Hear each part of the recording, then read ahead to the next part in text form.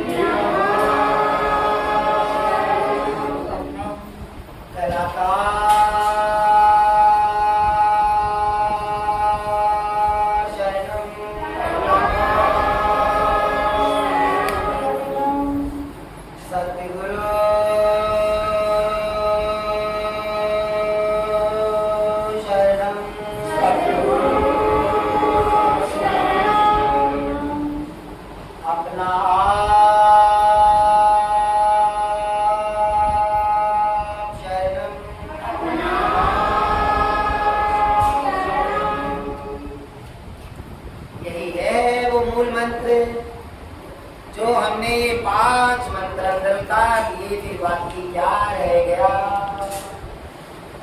महान की शरण में चले गए, यानी अपना रोम रोम को सौंप दिया, तो हमारा कुछ नहीं रहा। जब हम महान शरणम कहते हैं कि मेरा रोम रोम कह रहा है, मैं नहीं अकेला कह रहा हूँ, रोम रोम कह रहा है, उसमें सब कुछ आ गया। तन मन प्राण आत्मा, एक एक श्वास, एक एक खून की खून। महान की शरण में, मैं महान की शरण में। महान कौन है? भगवान, जो बड़ों से बड़ा, जिससे बड़ा नहीं कोई। अब एक एक रोम जब महान की शरण में हो जाए तो क्या होगा, ये रोम रोम ही महान नहीं हो जाए। महान महान कह के भी मैं महान विच खो गई, बूंद विच सागर मिली, सागर रूप हो गई। भजन की लाइनें आपको याद करानी पड़ती हैं कि महान जब ये एक एक रोम महान पुकार रहा है तो महान में हो गया। जब उसने कहा कि निराधार शरणम, यानी मैं निराधार की शरण में हूँ, एक रोम ये कह रही, निराधार कौन है? जो किसी का सहारा नहीं लेता, किसी के आधार पर नहीं है। केवल भगवान ही ऐसे है, संसार में तो सभी दूसरे का सहारा लेते हैं। केवल भगवान ही ऐसे है जो किसी का सहारा नहीं लेते, तो केवल भगवान ही निराकार हो सकते और कोई दूसरा हो नहीं सकता। तो जब रोम रोम ने उसका सहारा ले लिया तो अब उसको किसी और सहारे की जरूरत नहीं है और किसी को बुलाने की जरूरत नहीं है, जब उसका सहारा उसको मिल रहा है। जब हमने कहा कलाकार शरणम, तो यानी कि जिसने सारी सृष्टि रचाई है, जिसने सभी मनुष्यों को भी रचाया है, सब जीव जंतुओं को भी रचाया है, जिसने अपनी सब शक्तियों को भी रचाया है, जिसने सब देवी देवताओं को भी रचाया है हमारे लिए, जिसने सब पावर को, सब सृष्टि को, आकाश को, पाताल को रचाया है, वो ऐसी कला उसने खेली है, ऐसी कला उदाहरण करके आया है। तो आप उसकी शरण में है तो कोई कला, कोई युक्ति, कोई सिद्धि बाकी नहीं रही, है ना। तो जब हमने कहा सतगुरु शरणम, कि वो जिस रूप में हमें मिला है, जिस रूप में हमें वो अपने आप का असली स्वरूप का ज्ञान करा रहा है, हम उसकी शरण में है, वो रोम रोम में बस जाए, फिर क्या होगा? फिर रोम रोम को कष्ट कहाँ से आएगा? चाहे वो बुद्धि है या अकल है, चाहे वो कोई भी है, चाहे दूसरा भी है, उसके सामने आ रहा है तो उसको भी वही वाइब्रेशन, वही ऊर्जा मिलेगी। तो जब हमने कहा कि अपना आप शरणम, उस समय हमने ये सभी स्वरूप भगवान के अपने अंदर ही हम उसको अनुभव कर रहे हैं, रोम रोम पुकार है कि अब बारी तो बस अब कुछ बाकी नहीं रहा, अब अपने सभी गुण, सभी रूप लेके मेरे जो आपने घट दिया है एक कम एक हो जाओ, क्योंकि बुद्ध में तो समर्थ नहीं है एक कम एक होने की, तो उसने सागर को ही पुकार लिया। अब सागर जहां से गुजरे तो कोई बुद्ध बाकी बच नहीं सकती, तो अब आप ही आ जाओ। तो जब अपने अंदर ही वो आ गए तो फिर क्या कुछ बचा नहीं, अपना आप ही बचा कि अपना आप, मैं उस अपने आप की शरण में हूँ जिसके अंदर निराधार भी है, कलाकार भी है, महान भी है, वो पूरा गुरु भी है, वो भगवान भी है। तो अपने अंदर ही जब एक कम एक हो जाएंगे, वो निर्विकल्प तेरा स्वरूप है, संकल्प को छोड़ दे, वो स्थिति कैसी है? वो स्थिति से मिलन कराने, उसको जगाने ही तो सदगुरु आए हैं। जैसे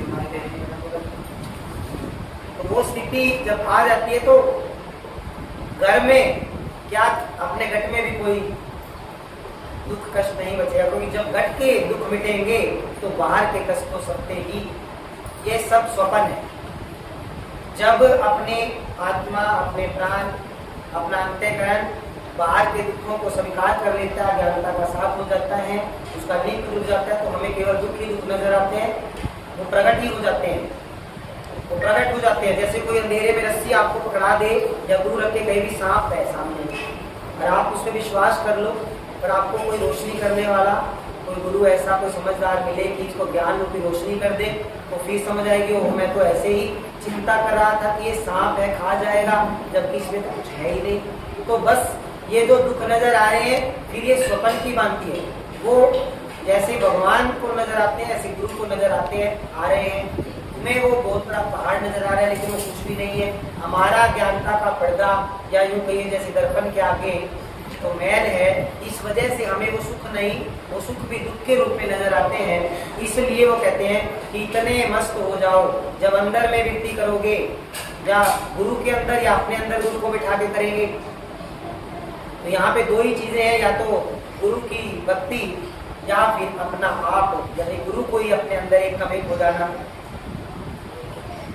तभी भगवान मिलते हैं। जब भगवान मिल जाते हैं तो कुछ बाकी नहीं रहता, वहीं पर मौन है। आप बोल भी रहे हैं तो आपका लेख नहीं लिखा जाता, आपके कर्म नहीं लिखे जाते, सब समाप्त हो जाते हैं, आप कर्मों के बंधन से ऊपर उठ जाते हैं। जब आप कर्मों के बंधन से ऊपर उठ जाते हैं, फिर आपको कोई दुख सुख सता ही नहीं सकता, सब आपके हाथ की शक्तियां हैं। ऐसा नहीं है कि भगवान कोई दुख काट नहीं सकते, गुरु कोई दुख काट नहीं सकते, लेकिन एक चीज हम बार बार, जो हमारा बाहर से भी बच्चे को जो पहला अनुभव उन्होंने क्या करवाया था, जब अपनी शरण में लेके आए, हम बार बार बताते हैं कि उन्होंने सभी देवी देवताओं को सामने बिठाया, लेकिन उससे पहले उन्होंने हमें क्या अनुभव करवाया।